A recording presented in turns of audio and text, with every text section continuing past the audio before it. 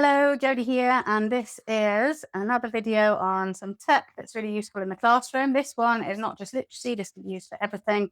It's a really great bank of tools that you can use and use as your daily whiteboard as well. So this is called Classroom Screen. It's a website, it's free to a certain extent. If you want lots more tools and functionality, then you can sign up and pay a certain amount. But essentially you can have the basics are all included for free. I'm just on a free account, so everything I'll show you is part of that free account.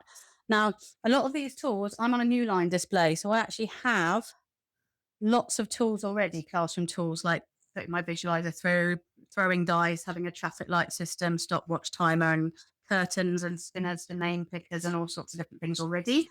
But if you don't have a screen that has that capability, what I'm going to show you with Classroom Screen is really useful.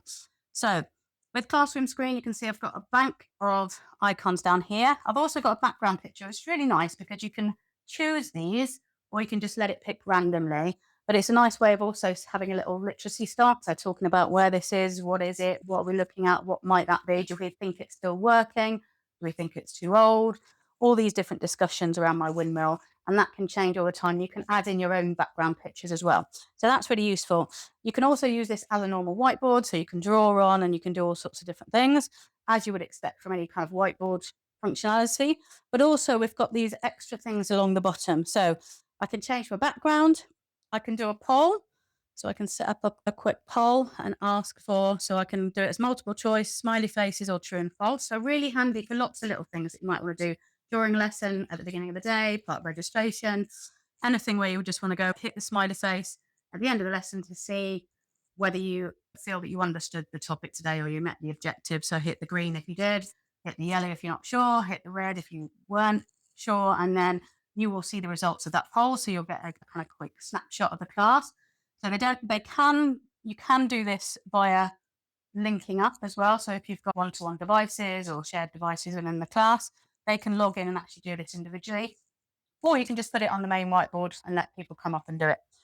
There's also a randomizer, so you can do random picking of names and you can add in a list of names on the background.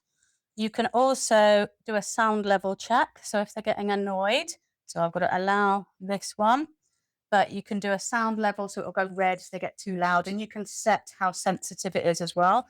You can add images, you can add text, you can add working symbols. So we want silence, or we want you to be whispering with your partner, or we want you to be able to ask your neighbour during the lesson, or you're working together so we're allowed to chat. So those are really handy little symbols to show what you do and don't want during the lesson.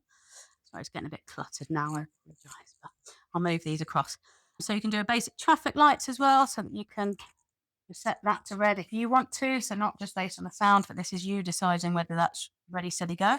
You can add your timetable, so you can do a visual timetable in there. You can add a timer, you can do a clock, and then there's various other things here as well.